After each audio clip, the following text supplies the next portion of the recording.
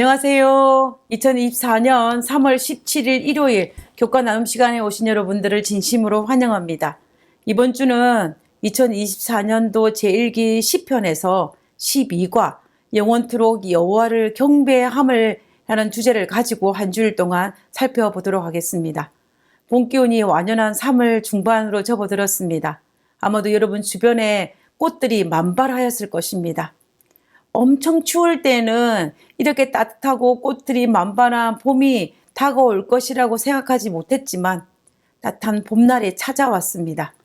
이 봄날이 지나고 나면은 뜨거운 여름이 다가올 것이고, 그리고 이 뜨거운 여름이 지나고 나면 가을과 겨울이 찾아올 것입니다.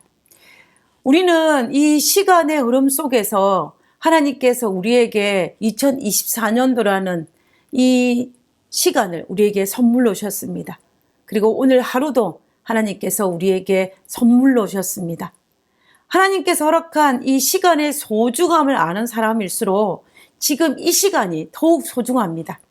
오늘 하루가 귀중한 우리 모두에게 이 한 주일도 시편의 찬양을 통하여서 의미 있는 한 주가 되기를 간절히 바라면서 기도하고 일요일 교과를 시작하도록 하겠습니다. 기도하겠습니다. 하늘에 계신 저희들의 아버지, 우리가 무엇이 간데 하나님을 경배하며 우리가 무엇이 간데 하나님을 찬양할 수 있는 특권을 저희들에게 허락하셨습니까? 아버지, 이 놀라운 특권을 우리가 알고 하나님께 감사와 찬양을 돌릴 수 있도록 도와주시고 매일 하나님 앞에 경배하는 그러한 저희들이 될 수 있도록 주여 도와주시옵소서. 아버지, 이 시간에도 우리의 찬양과 우리의 경배를 오직 하나님만이 받으시기를 간구하며 거룩하신 예수님의 이름으로 기도드렸습니다. 아멘. 감사합니다. 우리는 일기 동안 성경에서 가장 많은 분량을 차지하고 있는 이 시편에 대해서 연구하고 있습니다. 시편은 말 그대로 시를 모아서 책으로 만들어 놓은 하나의 찬양집, 찬미가라고 볼 수 있습니다. 그렇기 때문에 시편은 쉬운 것 같으면서도 결코 쉬운 책이 아닙니다. 총 150편으로 되기 때문에 분량도 굉장히 많고 시편을 기록한 저자도 굉장히 다양합니다. 그리고 시편을 기록할 그 배경 또한 아주 다양한 것을 알 수가 있습니다.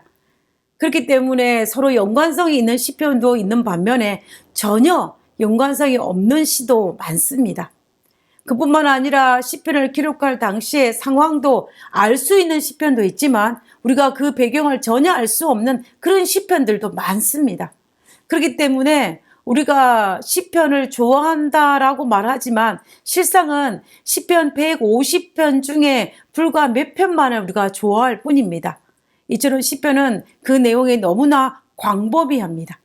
그러나 그럼에도 불구하고 하나의 공통점이 있다면 이 시편 모두가 다 하나님을 사모하는 사람들이 하나님께 기도하고 하나님께 찬양하는 마음을, 그 내용을 모아서 하나의 시로 지은 찬양으로 만든 것이 바로 시편이라는 것입니다. 그래서 시편의 내용이 바로 우리의 기도가 되고 우리의 찬양이 되기 때문에 우리는 시편을 읽고 묵상하고 찬양하는 것입니다. 그리고 이 시편을 통하여서 우리가 위로도 받고 때로는 눈물 지으면서 우리는 감사하는 것입니다. 이번 기회는 그 광범위한 시편의 내용들을 주제별로 나누어서 우리가 살펴보고 있는데요. 이번 주에 우리가 살펴보기를 원하는 주제는 무엇이냐면 영원토록 여호와를 경배함입니다. 하나님께 예배드리는 자의 간절한 기도와 소망과 찬양을 담은 시편에 대해서 우리가 이번 한 주일 동안 살펴보게 될 것인데요. 그래서 이번 주 교과의 키워드를 본다면 그것은 예배, 즉 경배라고 볼 수 있습니다. 먼저 이번 주 교과의 기억절을 한번 살펴보도록 하겠습니다. 시편 104편 33절에 있는 말씀입니다.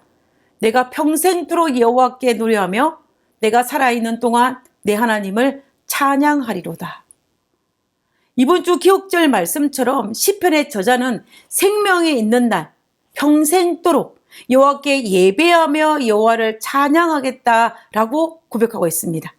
이번 한 주일 동안 우리가 하나님 앞에 어떤 마음으로 하나님께 예배하며 찬양해야 하는지에 대해서 우리가 시편의 내용들을 살펴보면서 우리가 한번 알아보고자 합니다. 1월 소지로 넘어가도록 하겠습니다. 1월 소지의 제목은 성소에서 너의 손을 들고입니다. 시편 134편을 통하여서 우리는 우리의 인생의 밤을 지날 때에 우리가 왜 성소에서 여호와를 경배해야 하는지에 대해서 우리는 그 이유를 한번 살펴보고자 합니다. 우리가 살다가 한 번 정도는 인생의 캄캄한 밤을 지날 때가 있습니다. 한 번이면 좋겠지만 우리는 종종 크고 작은 인생의 밤을 통과하면서 살아가고 있습니다. 제가 잊지 못하는 첫 번째 제 인생의 캄캄한 밤은 대학교 2학년 때였습니다. 갑자기 돌아가신 아버지의 죽음이었습니다. 어머니도 계셨고 형제들도 있었지만 유독 막내딸을 아끼셨던 아버지의 부재는 마치 찬바람 부는 세상에 홀로 그 차가운 바람을 맞고 있는 느낌이었습니다. 옆에서 무슨 말만 하면 꾹꾹 눌렸던 울음이 터질 것만 같았던 그 아슬아슬한 기간을 통과하는 시기였습니다. 우리가 살다가 가까운 가족이나 지인의 죽음이라는 이 인생의 캄캄한 밤을 우리는 지나가기도 합니다. 때로는 질병에 인생의 캄캄한 밤을 지나기도 하고 경제적인 어려움에 그리고 가정 불화 그리고 때로는 자녀들로 인해서 지낼 것 같은 캄캄한 밤을 지내가기도 합니다. 우리는 이러한 인생의 밤을 지날 때 우리가 어떻게 해야 할까요? 시편 134편은 이렇게 인생의 캄캄한 밤을 지날 때에 우리가 왜 성소에서 손을 들고 여호와를 경배하며 여호와께 예배드려야 되는지 그 이유를 우리에게 알려주고 있습니다. 시편 134편을 읽어보도록 하겠습니다. 밤에 여호와의 집에 섰는 여호와의 모든 종들아 여호와를 송축하라. 성소를 향하여 너희 손을 들고 여호와를 송축하라. 천지를 지으신 여호와께서 시온에서 내게 복을 주실지어다. 밤에 여호와의 집에 섰는 여호와의 모든 종들아. 이들은 누구일까요? 좁은 의미로 보면 이들은 구약시대 때에 성소에서 손을 들고 찬양 봉사를 하고 있는 레위인들을 지칭합니다. 역대상 9장 33절에 보면은 구약에서의 성소 봉사는 낮에만 행해졌던 것이 아니라 밤에도 계속된 것을 알 수가 있습니다. 그래서 좁은 의미에서 모두가 잠든 그 밤에 성소 봉사를 하고 있는 레위인들을 지칭합니다. 성소에서 예배 드릴 때 이 부른 이 찬양이 바로 시편 134편이었다라는 것입니다. 그래서 우리가 시편 134편을 밤에 부르는 찬송이라는 고 말하기도 합니다. 그러면 넓은 의미에서 그들은 누구일까요? 오늘날 우리의 삶에 적용을 시킨다면 그들은 캄캄한 인생의 깊은 밤을 통과하고 있는 자들입니다. 인생의 캄캄한 밤에 하나님의 성호를 부르며 예배하고 있는 그리스도인이 바로 그들입니다. 누가 인생을 살다가 이처럼 깊은 밤을 통과하고 싶은 사람이 어디에 있겠습니까? 그러나 문제는 어느 누구도 심지어 의인이라 할지라도 피할 수 없는 길이라는 것입니다. 의인이나 악인이나 누구나 다 동일한 때로는 억울하게 그 어둠의 밤을 통과할 사람도 있습니다. 문제는 그 밤을 어떻게 보내느냐가 정말 중요합니다. 그리스도의 특권을 누리면서 그 밤을 보내느냐 아니면 그리스도의 특권을 누리지 못하고 그 밤을 보내냐가 정말 중요하다는 것입니다. 만약에 그리스도의 특권을 누리지 못하는 사람은 아마도 인생의 그 캄캄한 밤에 찬바람을 고스란히 홀로 감당해야 할 것입니다. 그러나 그와 반면에 그리스도의 특권을 누리는 사람은 시편 134편에 있는 이 찬양처럼 인생의 캄캄한 밤이지만 그것을 복으로 바꿀 수 있는 복을 누리게 될 것입니다. 그러면 어떻게 하면 그리스도의 특권을 누릴 수가 있을까요? 어떻게 화를 복으로 바꿀 수 있을까요? 어떻게 요셉의 고백처럼 악을 선으로 바꿀 수가 있을까요? 시편 134편에서는 인생의 캄캄한 밤에 여호와의 집에 섰는 여호와의 모든 종들아 여호와를 송축하라라고 찬양합니다. 그리고 성소를 향하여 너희 손을 들고 여호와를 송축하라고 이야기합니다. 여기에서 성소가 어디입니까? 구약에서 성소는 하나님의 영광이 머무는 곳입니다. 결국 하나님을 향하여, 여호와를 향하여, 예수님을 향하여 성소에서 너희 손을 들고 여호와를 찬양하라는 것입니다. 내 인생의 캄캄한 밤에 어둠 속에서 허우적거리지 말고 성소에서 하나님을 찬양하라고 권면하고 있는 것입니다. 자, 그런데 문제는 우리가 조금 힘들 때는 하나님을 찬양하기가 그리 어렵지 않습니다. 근데 너무 힘들 때는, 정말 한 치 앞도 보이지 않은 캄캄한 밤일 때는 하나님을 찬양하기 정말 쉽지 않습니다. 그때에 내가 하나님에 대한 절대적인 믿음이 없이는 불가능합니다. 내가 조금 힘들 때에 하나님을 찬양하고 경배함으로 말미암아 하나님께서 그것을 선으로 바꿔주시는 그 경험들이, 그 믿음들이 쌓이지 아니하며, 경험하지 아니하며 결코 쉬운 일이 아닙니다. 우리의 믿음의 연수가 많으면 많을수록, 하나님을 찬양함으로 그 어둠을 뚫고 나온 경험이 많으면 많을수록, 우리는 더 어두고 캄캄한 밤이라 할지라도 우리는 그 순간에 하나님을 찬양할 수 있습니다.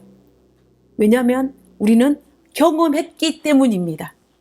하나님께서 어떻게 이 상황에서 역사하시는지를 경험했기 때문에, 이 일을 통하여 하나님께서 또 가장 좋은 것으로 바꿔주실 것이라는 기대를 할 수 있기 때문에 우리는 그 순간에 하나님을 찬양할 수 있습니다.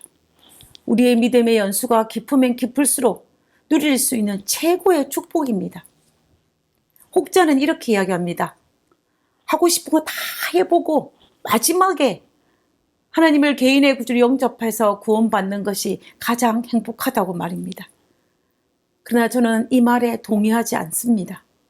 왜냐하면 그 시간에 하고 싶은 거 다 해보는 것보다 하나님께서 이 땅에서 악을 선으로 바꾸는 이 경험들이 훨씬 더 좋다는 것을 제가 이미 경험했기 때문입니다.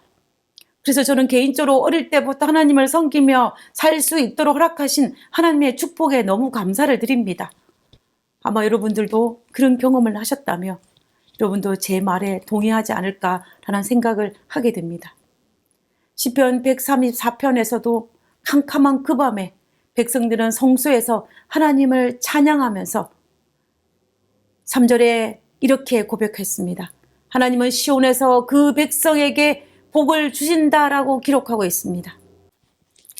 시온은 성경에서 예루살렘 성전과 동의어로 사용되어집니다. 그래서 시온은 하나님의 축복의 장소이자 언약의 장소입니다. 그래서 시편에서는 이 시온을 하나님의 성전을 표현할 때 어떤 상투적인 표현으로 사용되어지는 단어입니다. 결국 시편 134편은 우리 인생의 캄캄한 밤에 성전에서 하나님을 찬양하며 예배드릴 때 하나님께서는 어디에서요? 성전에서 그 복을 우리에게 허락하신다라는 약속입니다. 오늘날 우리말로 한다면 우리가 인생의 캄캄한 밤을 지날 때 우리가 하나님의 성전에서 하나님을 찬양하면 하나님께서는 기이하신 방법으로 우리의 삶에 역사하시어 가장 선한 길로 인도하시는 축복을 우리에게 허락하신다라는 것입니다. 그러므로 오늘날 우리가 살아갈 때 어떤 어려움이 닥치면 골방으로 숨는 것이 아니라, 회피하는 것이 아니라, 원망하는 것이 아니라, 하나님께 혹 타인에게 우리의 분노를 쏟아내는 것이 아니라 하나님께서 일하심을 믿고 성전에서 더욱 열심히 그분을 섬기며 그분을 찬양하며 기도하는 삶을 살아야 합니다. 그러면 분명 우리 하나님은 그의 약속대로 시온에서 복을 허락하여 주실 것입니다. 우리는 하나님의 자녀입니다. 우리는 하나님을 주인으로 섬기기로 결심한 자들입니다. 그렇다면 베드로서 1장 6절에 있는 이 말씀처럼 우리의 삶에 어려움이 닥칠 때 잠깐은 내가 근심하고 슬퍼하고 힘들어할 수 있을지 모르지만, 그러나 우리는 하나님의 약속을 믿음으로 오히려 크게 기뻐하는 우리들이 되어야 할 것입니다. 왜요? 그것은 오늘 우리가 시편 134편에 있는 그 약속의 말씀을 믿기 때문입니다. 우리는 시온에서 우리에게 복을 주실 분이 우리가 찬양하는 경배하는 하나님이심을 알기 때문입니다. 시편 134편의 말씀을 한 번 더 읽고 마치도록 하겠습니다. 시편 134편 1절과 3절에 있는 말씀입니다. 밤에 여호와의 집에 섰는 여호와의 모든 종들아 여호와를 송축하라. 성소를 향하여 너희 손을 들고 여호와를 송축하라. 천지를 지으신 여호와께서 시온에서 내게 복을 주실지어다. 주님의 성소에 나갈 수 있는 특권을 주셔서 감사합니다. 제 가운데 있는 부족한 종이 어떻게 주님 앞에 나갈 수 있겠습니까?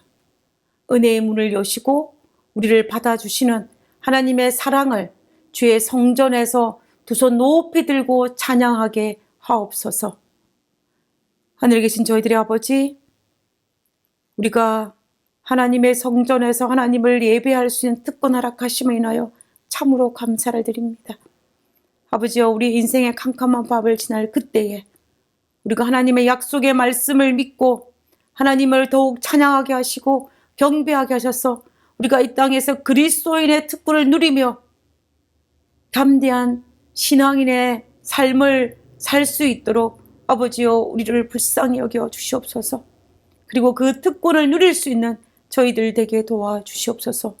오늘도 하나님께서 약속하신 그 약속을 믿고 담대히 살아가기를 원하오니 우리를 지켜주옵기를 거룩하신 예수님의 이름으로 기도드렸습니다. 아멘.